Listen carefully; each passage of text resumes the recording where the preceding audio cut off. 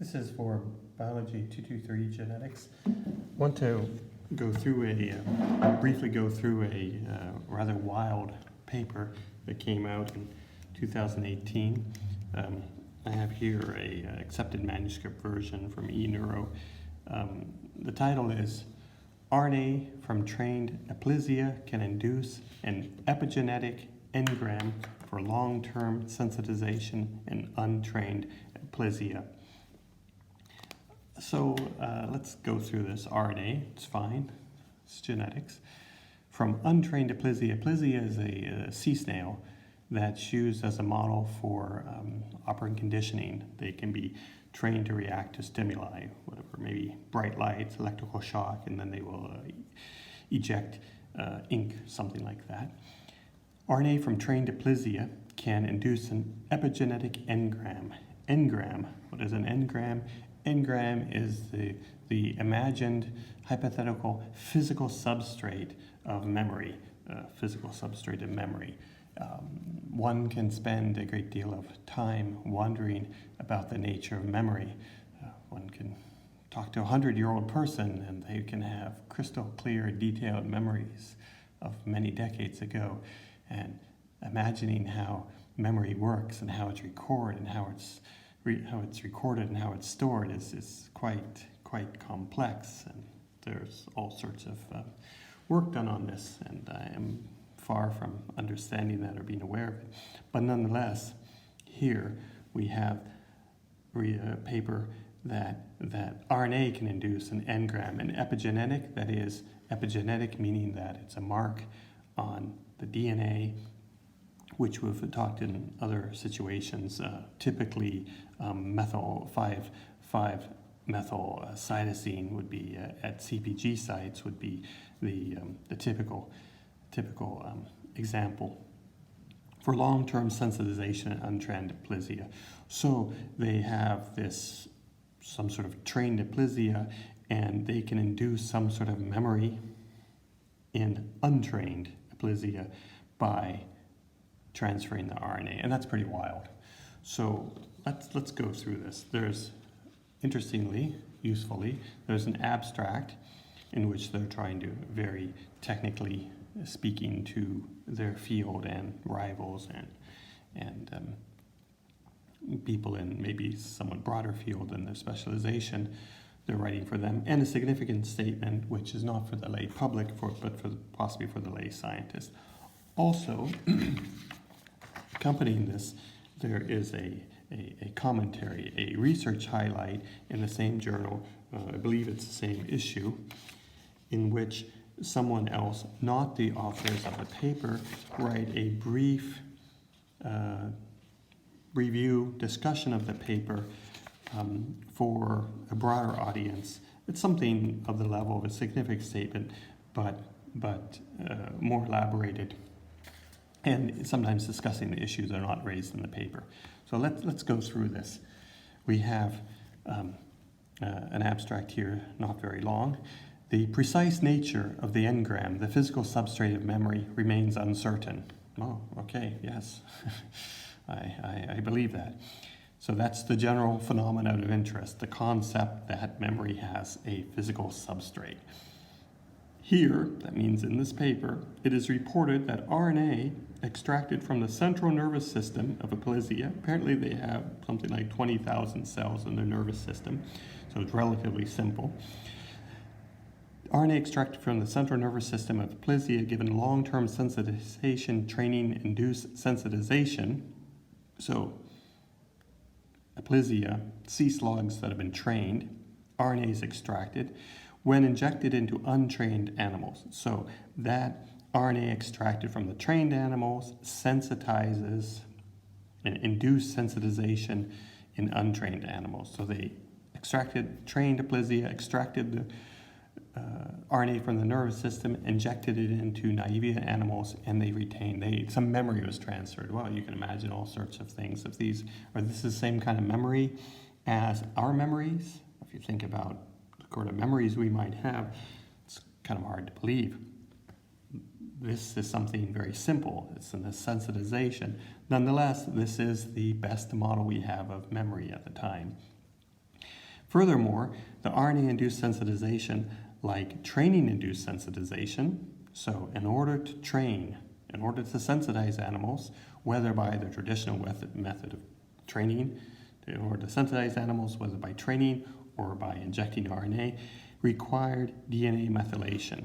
So it required methylation, and one can understand the sort of experiments one might do where certain genes are inhibited or knocked out, involved in DNA methylation, de novo methylation, presumably. In cellular experiments, so outside of animals, tissue cultures, cellular experiments, treatment with RNA extracted from trained animals was found to increase excitability in sensory neurons, but not in motor neurons. So they can distinguish between this mechanism of sensitization is distinguished between what happens in sensory and motor neurons. It does not work in motor neurons. Dissociated, I read that wrong, sorry. Increased excitability in sensory neurons, but not in motor neurons associated from naive animals. That's interesting, and I'm not sure of the significance of that. Thus, the behavioral and a subset of the cellular modification characteristic of a form of non-associative long-term memory, that is, the specific sensitization Aplysia, can be transferred by RNA. These results indicate that RNA is sufficient to generate an engram for long-term sensitization Aplysia and are consistent with the hypothesis that RNA-induced epigenetic changes underlie memory storage in Aplysia. So after telling us about the phenomenon and the gap in knowledge, they tell us their specific findings and now the significance. The significance, scientific significance, has to do with a hypothesis. There is a specific hypothesis. So let's go through the significance here to flesh this out a bit and to be a little less technical and geared toward us. It is generally accepted that the long-term memory encoded. It is generally accepted that long-term memory is encoded as alterations in synaptic strength. Okay, that's a typical thing. You ask people how do memories work, they say, oh, it's the connections of the synapses. It's about all the patterns, how the brain cells are connected. An alternate model, however, proposes that long-term memory is encoded by epigenetic changes. That is, it resides in modifications to the DNA, which is can imagine similar complexity and possibilities, but a very different mechanism. Non-coding RNAs, those are things we haven't talked about in class yet, microRNAs and Pee-wee associating RNAs and Pee-wee interacting RNAs and all sorts of RNAs, transcripts that are not open reading frames that interact with other loci and induce modifications, especially chromatin modifications that have to do with chromatin remodeling and that can persist through mitosis and is a very interesting complex area. Non-coding RNAs can mediate epigenetic modifications. Indeed, that's how we get epigenetic modification is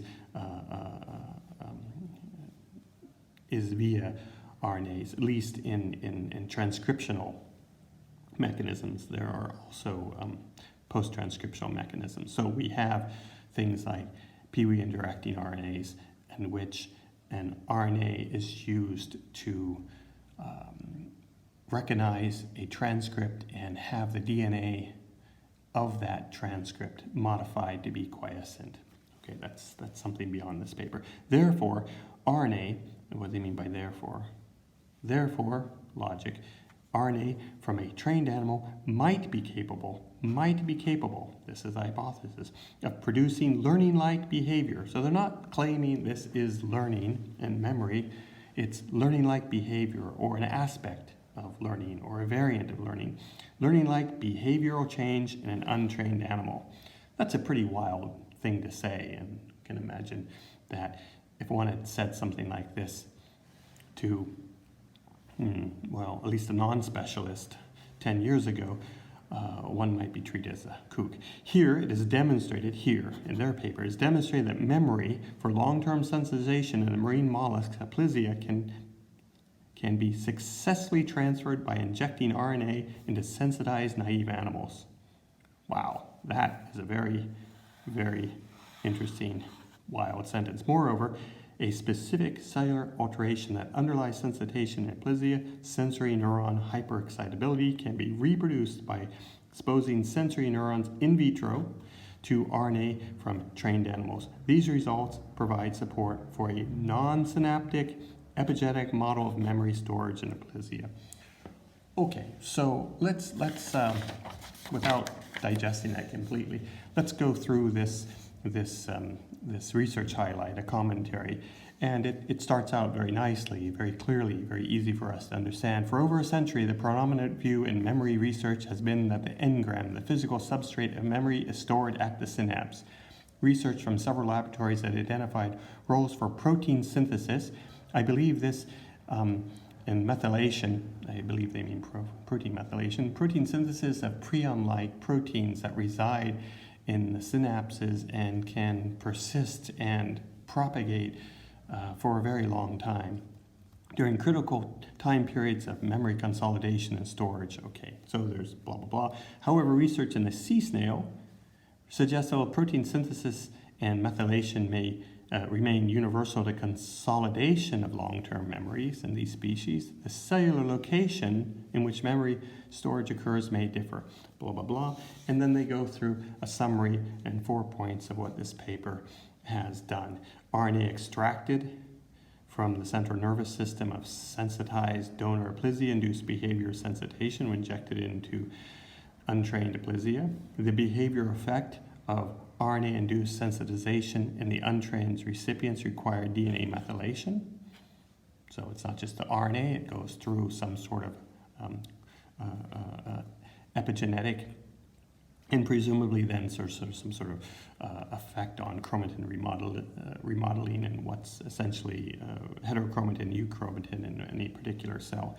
Sensory neuron hyperexcitability, a cellular mechanism of long-term sensitization, was replicated in vitro by exposing sensory neurons associated from untrained Aplysia to RNA isolated from trained animals. So it's reproducible in vitro. We have a specific model to investigate some of the details there, the molecular biology of it. If one works with whole animals and memory, there's not a lot of molecular aspects here. We have the possibility in this model of dissecting things and reducing things to intricate details. The in vitro effect of RNA isolated from trained Aplysia was specific to sensory neurons, but not to motor neurons dissociated from untrained Aplysia. Several things. This kind of commentary is extremely useful for us to understand the significance, and they can make statements that might not be in the paper and references that might not be cited. There's a couple more statements that are interesting. They say this very clearly. It's important to emphasize these findings do not suggest that memory is encoded by RNA, which I think is too bad. I think the engram as an RNA would have made a really nice title. Rather, they indicate RNA is sufficient to generate priming component of the engram for long-term sensitization, and RNA transfer appears to induce epigenetic non-synaptic changes that mediate a behavior effect that resembles the effect produced by electrical shocks in trained animals. So to what extent this is what insight we have and the ramifications, it may take some years for this to flesh out. I wanted to point out one more thing. We have a simple figure here to show how this works. And notice for DNA methylation here, they don't show what I would show probably, which is a cytosine that has a methyl, the methylation of cytosine. Instead, they show the chromatin and histones, because this is where epigenetic marks are really